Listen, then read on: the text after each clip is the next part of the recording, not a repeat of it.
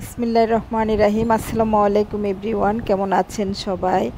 আজকে আমি chicken sizzling রান্না করব, তার একটা ভিডিও নিয়ে এসেছি। তো এই চিকেন সিজলিং রান্না করার জন্য আমি এখানে মুরগির বুকের মাংস কিউব করে কেটে নিয়েছি।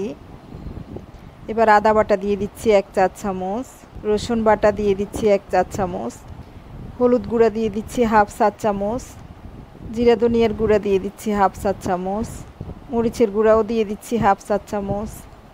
আমি এখানে 1 কাপ মুরগির বুকের মাংস কিউব করে কেটে নিয়েছি।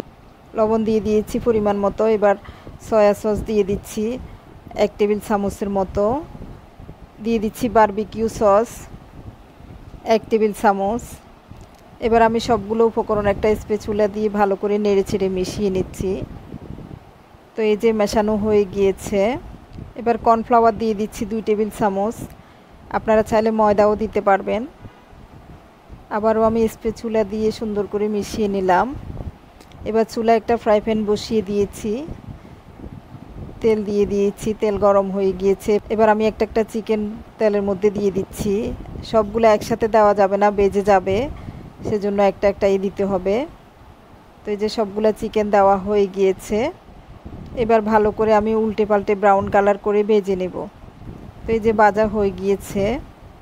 এবার আমি চিকেনগুলো উঠিয়ে নিচ্ছি। চিকেন ভাজার তেলে আমি দিয়ে দিচ্ছি রসুন কুচি 3 টেবিল চামচ। রসুন কুচিগুলো এবার তেলের মধ্যে আমি নেড়ে ছেড়ে ব্রাউন কালার করে ভেজে নিচ্ছি। এবার আমি গাজর দিয়ে দিচ্ছি। এখানে গাজরগুলো একটু চিকন লম্বা করে কেটে নিয়েছি, যেহেতু গাজর শক্ত সেজন্য একটু আগে দিয়ে দিচ্ছি। তো গাজরগুলো একটু নেড়ে ছেড়ে আমি ভেজে নিচ্ছি তেলের ভিতর। দিয়ে দিচ্ছি রসুন বাটা 1/2 চা চামচ, আদা বাটা দিয়ে দিচ্ছি 1/2 চা চামচ। এবার সয়া সস দিয়ে দিচ্ছি 1 টেবিল চামচ। এবার দিয়ে দিলাম ক্যাপসিকাম, লাল ক্যাপসিকাম একটা দিয়েছি, সবুজ ক্যাপসিকাম একটা দিয়েছি।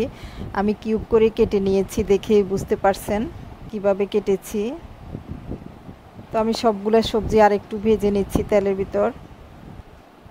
এবার এই যে ভাজে খোলা 4টা পেঁয়াজ, আমি বড় সাইজের 4টা পেঁয়াজ ভাজে খুলে নিয়েছি, বড় সাইজ করে দিয়ে দিলাম। সিজলিংয়ের মধ্যে একটু পেঁয়াজটা বেশি লাগে।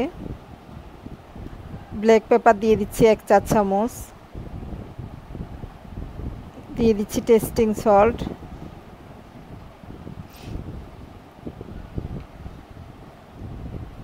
হাফ চা চামচ থেকে একটু কম দিয়ে দিলাম। চিনি দিয়ে দিচ্ছি 1 চা চামচ, চিনিটা দিতেই হবে। তো সবগুলো ভেজিটেবল ভাজা হয়ে গিয়েছে। এবার আমি 3টা কাঁচামরিচ একটু বড় সাইজ করে কুচি করে নিয়েছি, দিয়ে দিলাম।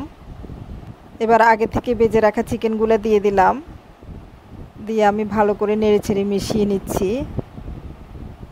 এই সিজলিংটা আমার বাচ্চাদের বেশি পছন্দ। এই সিজলিংটা রুটি, পরোটা, ফ্রাইড রাইস সব কিছুর সাথে খাওয়া যায়। তো দিয়ে দিচ্ছি কর্নফ্লাওয়ার। এখানে 2 টেবিল চামচ কর্নফ্লাওয়ার, 2 টেবিল চামচ পানি নিয়ে আমি মিশিয়ে দিয়ে দিচ্ছি। কর্নফ্লাওয়ার দেওয়ার কারণে সিজলিংয়ের কালারটা খুবই সুন্দর আসতেছে। এবার আমি দিয়ে দিচ্ছি টমেটো সস আধা কাপ। এই যে টমেটো সস দেওয়ার কারণে একটু গ্রেভি লাগতেছে। তো এই যে হয়ে গিয়েছে। এবার আমি সার্ভিং প্লেটে নিয়ে নিচ্ছি। খুবই সুন্দর হয়েছে রান্নাটা।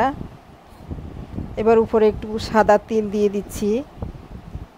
বেশিরভাগ চাইনিজ রান্নার মধ্যেই সাদা তিলটা ইউজ করা হয়। তো এতক্ষণ ধৈর্য ধরে আমার ভিডিওটা দেখার জন্য অসংখ্য ধন্যবাদ। আল্লাহ হাফেজ, আসসালামু আলাইকুম।